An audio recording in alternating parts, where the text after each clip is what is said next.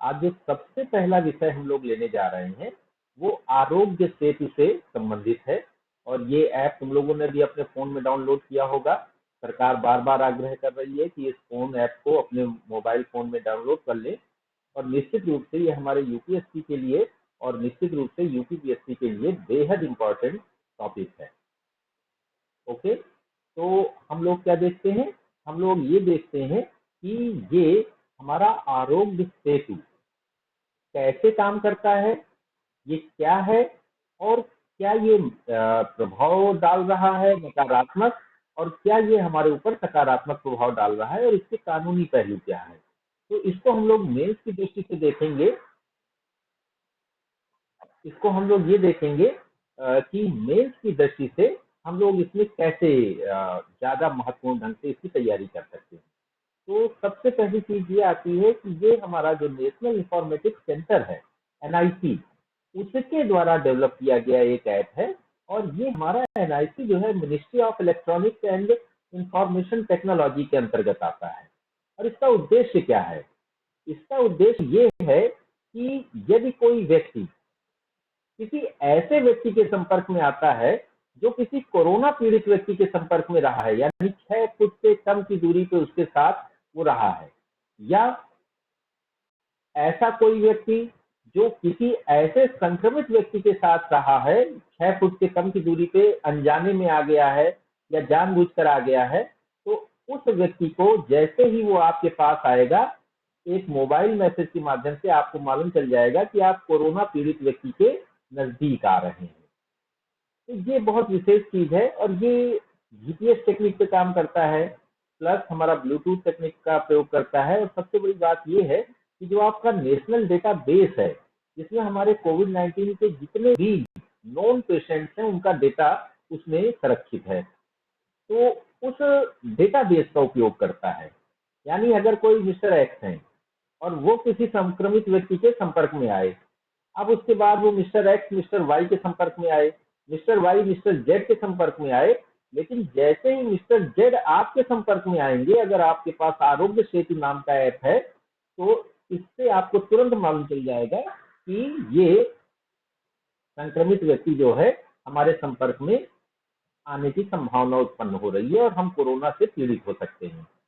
तो ये जो है पहले कोरोना कवच के नाम से लॉन्च किया गया था, और कोरोना कवच में ही जो है सुधार करके और नए ढंग से उसको नए सिरे से आरोग्य सेतु के नाम से लॉन्च किया गया है।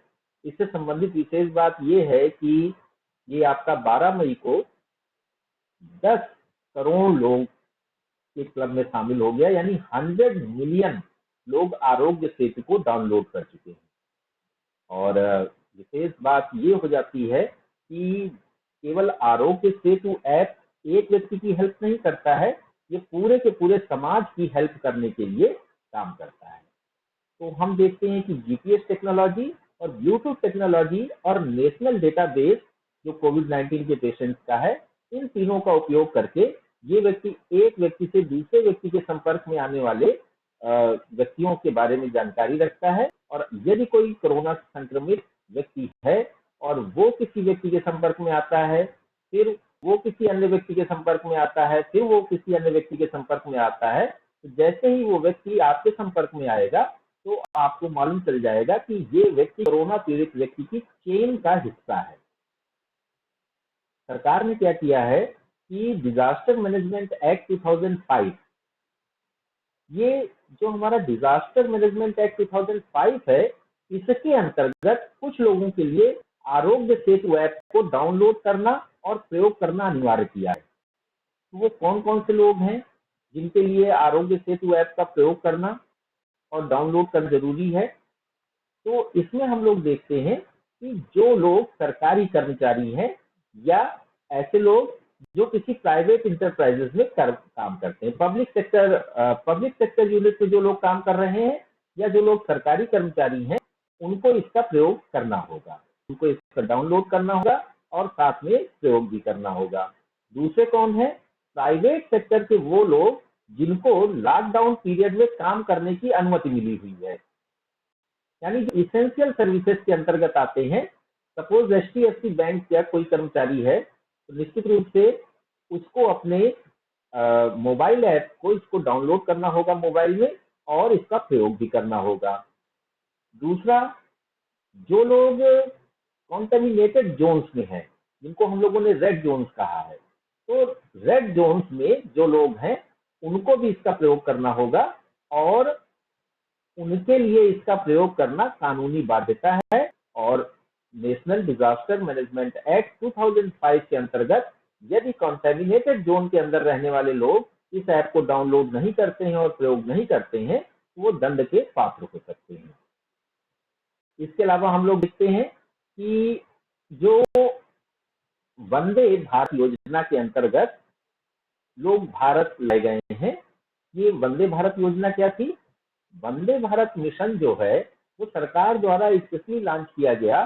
जो लोग बाहर फंसे हुए थे, स्ट्रैंडेड थे, दूसरे देशों में फंसे हुए थे, पहाड़ी देशों में फंसे हुए थे या अन्य देशों में फंसे हुए थे, तो कल से सब लोग 8 बजे के पहले ही प्रवेश करेंगे, ठीक है? और 8 बजे के पहले सब लोग एडमिट हो जाएंगे, ओके? उसके बाद 8 बजे के बाद कोई भी डिस्टर्ब नहीं करेगा। तो हम लोग क्या देखते हैं कि वंदे भारत मिशन के अंतर्गत जो लोग विदेशों में फंसे हुए थे, उनके लिए हम लोगों ने नेवल शिप्स भेजे, और वो नेवल शिप्स के माध्यम से दुबई से और खाड़ी देशों से और अन्य देशों से वो लोग भारत वापस आए। उनके लिए भी जरूरी है कि वो आरोग्य सेतु नाम का ये जो ऐप है, इसका प्रयोग करें। अब हम लोग और एक चीज देखते हैं कि जो लोग इस समय ट्रेन के माध्यम से एक जगह से दूसरी जगह अपने घरों को पहुंचाए जा रहे हैं, उनके लिए भी इस ऐप का प्रयोग करना और इसको डाउनलोड करके प्रयोग करना बेहद अनिवार्य है, अन्यथा वो दंड के पात्र हो सकते हैं। और डिजास्टर मैनेजमेंट एक्ट 2005 के अंतर्गत उनके लिए अनिवार्य है कि वो इस ऐप का प्रयोग करें। अब हम लोग क्या देखते हैं? हम लोग देखते हैं कि 10 करोड़ लोग इसको डाउनलोड कर चुके हैं। इसका मतलब दूसरे शब्दों में क्या हुआ? हमारी चिंताएं क्या हैं? इसको लेकर के चिंताएं क्या व्यक्त की जा रही हैं? संविधान के अनुच्छेद 21 के अनुसार राइट टू प्राइवेसी, ये राइट टू लाइफ का ही एक हिस्सा है। यानी हमारी जो प्राइवेसी है वो हमारे जीवन का अनिवार्य हिस्सा होती है। यहाँ हम क्या देख रहे हैं कि जो व्यक्ति आरोग्य सेतु डाउनलोड करता है, एक प्रकार से उसके सारे मूवमेंट्स की जानकारी वो सरकार के पास इकट्ठी हो जाती है, यानी प्राइवेसी खत्म हो जाती है। तो राइट टू प्राइवेसी का ये आरोग्य सेतु उल्लंघन करता है। दूसरी चीज हम लोग क्या देखते हैं? दूसरी चीज हम देखते हैं कि बीमार व्यक्ति के भी कुछ अधिकार होते हैं। बीमार व्यक्ति के बारे में आप जानकारी सार्वजनिक नहीं कर सकते, खास करके उसकी बीमारी की स्थिति और ट्रीटमेंट के संदर्भ में। यहाँ हम क्या देख रहे हैं कि उस बीमार व्यक्ति से संबंधित सारा डेटा सरकार के पास है, और वो कोई भी उसको ब्रीच कर सकता है।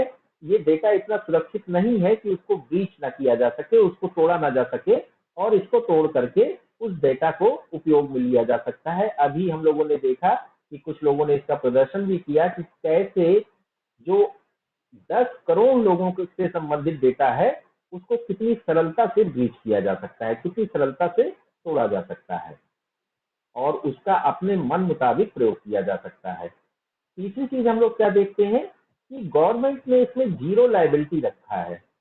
जीरो लायबिलिटी का अर्थ है कि सरकार किसी भी प्रकार से ये जिम्मेदारी लेने के लिए तैयार नहीं है कि इस डेटा का किस प्रकार से प्रयोग किया जाएगा। अब क्योंकि सरकार ये जिम्मेदारी लेने के लिए तैयार नहीं है कि इस डेटा का किस तरह से प्रयोग किया जाएगा, तो सरकार इसका मनमाने तरीके से उपयोग कर सकती है। तो ऐसी स्थितियों में हम देखते हैं कि ये जो प्राइवेसी से संबंधित इश्यूज हैं, ये प्राइवेसी से संबंधित मामले हैं, इनको लेकर के आरोग्य सेतु पर प्रश्न उठाया जा रहा है, और ये कहा जा रहा है कि ये मॉडर्न सर्विलेंस है। ये एक तरह से हर व्यक्ति के ऊपर निगरानी तंत्र सरकार का कसा जा रहा है, यानी सरकार द्वारा हर व्यक्ति की निगरानी के लिए ये एक तंत्र विकसित किया गया है और आरोग्य सेतु उसका एक हिस्सा है। तो यहाँ पर हम दोनों चीजें देखते हैं। आरोग्य सेतु निश्चित रूप से कोरोना से बचाव के लिए एक बहुत महत्वपूर्ण ऐप है, एक बहुत महत्वपूर्ण जो है टेक्नोलॉजी है।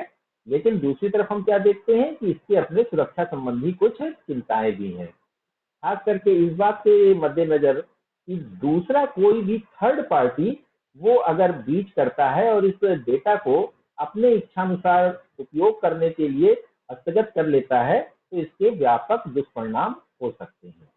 तो ये हमारा आरोग्य सेतु से संबंधित विषय था। और इसमें विशेष बात ये है कि ये आरोग्य सेतु से संबंधित जो भी विषय है, ये हमारे लिए मेंस की दृष्टि से बेहद इंपॉर्टेंट है। अब एक दूसरा विषय है जो प्रायः उतना चर्चा में नहीं आया जितना कि उसको आना चाहिए था, और जिसको माना जा रहा था कि अगर ऐसा कभी किया गया भविष्य में तो निश्चित रूप से बहुत भयानक परिणाम होंगे। लेकिन हम क्या देखते हैं कि उसकी चर्चा तक इतनी अधिक नहीं है जितनी की होनी चाहिए। वो है लेबर लॉज में परिवर्तन। जो हमारे श्रम कानून है उनमें बहुत व्यापक परिवर्तन किए गए हैं, और ये जो परिवर्तन किए गए हैं ये केवल ऐसा नहीं है कि एक व्यक्ति के ऊपर प्रभाव डालने वाले हैं, ये व्यापक प्रभाव डालते हैं, एक बड़ी आबादी के ऊपर प्रभाव डालते हैं। और सबसे बड़ी बात यह है कि देश की पूरी कानून व्यवस्था को, न्याय व्यवस्था को, और सबसे बड़ी बात यह है कि हमारे संविधान में दिए गए जो उपबंध हैं उनको प्रभावित करते हैं। तो हम क्या देखते हैं, हम देखते हैं कि जो यूपी की गवर्नमेंट है, एमपी की गवर्नमेंट है और गुजरात की गवर्नमेंट है, उसने व्यापक कानून बदलाव किए हैं और श्रम कानूनों में व्यापक बदलाव किया है। दूसरी चीज हम क्या देखते हैं, दूसरी चीज हम देखते हैं कि जैसे राजस्थान की सरकार है, दिल्ली की सरकार है या उड़ीसा की सरकार है, तो इन्होंने उतने बड़े बदलाव तो नहीं किए हैं, लेकिन काफी बदलाव किए हैं और चेंजेस ऐसे किए हैं जो मजदूरों के हित में नहीं है और किसी न किसी रूप से उद्योगपतियों को फायदा पहुंचाते हैं। अब यहाँ पर हम क्या देखते हैं, सबसे पहले इस बात को समझने की जरूरत है कि जो हमारे मजदूर वर्ग के लोग हैं, इनके लिए सबसे अधिक आवश्यक होता है कि कानूनी संरक्षण दिया जाए। नहीं तो जब इंडस्ट्रियल एज चालू हुई थी, हम लोग 1865 में देखते थे कि न्यूनतम वेतन जैसी कोई चीज ही नहीं थी। 12-12 घंटे काम लिया जाता था और 12-12 घंटे काम लेकर के न्यूनतम वेतन दे करके, और उनके स्वास्थ्य का कोई व्यवस्था नहीं थी, पेंशन की कोई व्यवस्था नहीं थी, फंड की कोई व्यवस्था नहीं थी। और सबसे बड़ी बात यह है कि उनके बीमार हो जाने पर उनको नौकरी से निकाल दिया जाता था और कोई गारंटी नहीं थी कि इस व्यक्ति की जॉब गारंटी है। यानी ये व्यक्ति अगर हमारे संस्थान में काम कर रहा है तो जब हमारा मन है तब हम उसको निकाल सकते हैं। एग्जैक्ट यही अब हुआ है 2020 में। 2020 में जो आपकी शिफ्ट है उसको 8 घंटे से बढ़ा करके 12 घंटे कर दिया गया है। यानी अगर जो इंडस्ट्रियलिस्ट है, जो कारखाने का मालिक है, वो सिर्फ 8 घंटे की बजाय 12 घंटे रखना चाहता है तो अब ऐसा करना संभव है। दूसरी चीज क्या है, दूसरी चीज ये है कि न्यूनतम मजदूरी का प्रावधान, ये हम उत्तर प्रदेश के संदर्भ में बात कर रहे हैं। उत्तर प्रदेश सरकार ने सभी श्रम कानूनों को लगभग सभी श्रम कानूनों को 3 वर्ष के लिए सस्पेंड कर दिया है। अर्थात अगले 3 वर्ष तक उत्तर प्रदेश में कोई भी श्रम कानून जिनका उल्लेख किया गया वो लागू नहीं होंगे। तो हम क्या देखते हैं कि न्यूनतम मजदूरी का जो प्राविधान था वो हटा दिया गया है।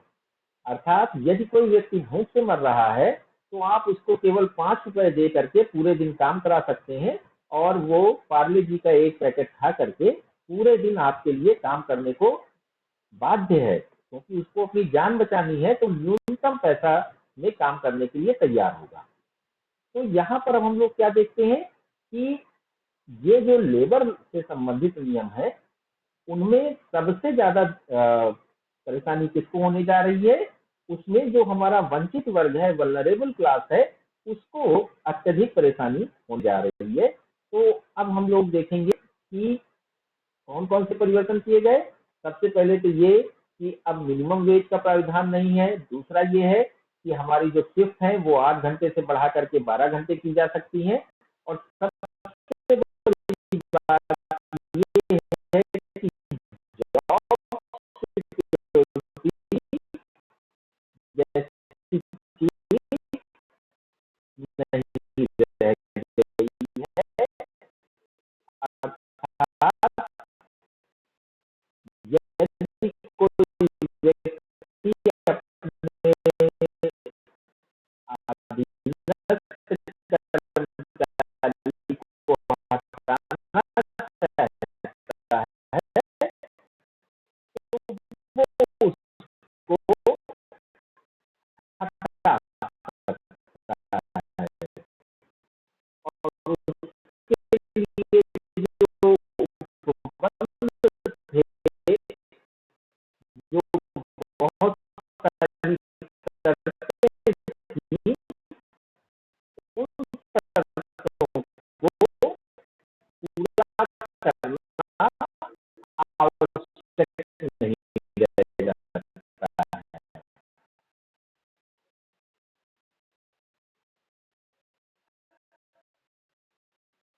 तो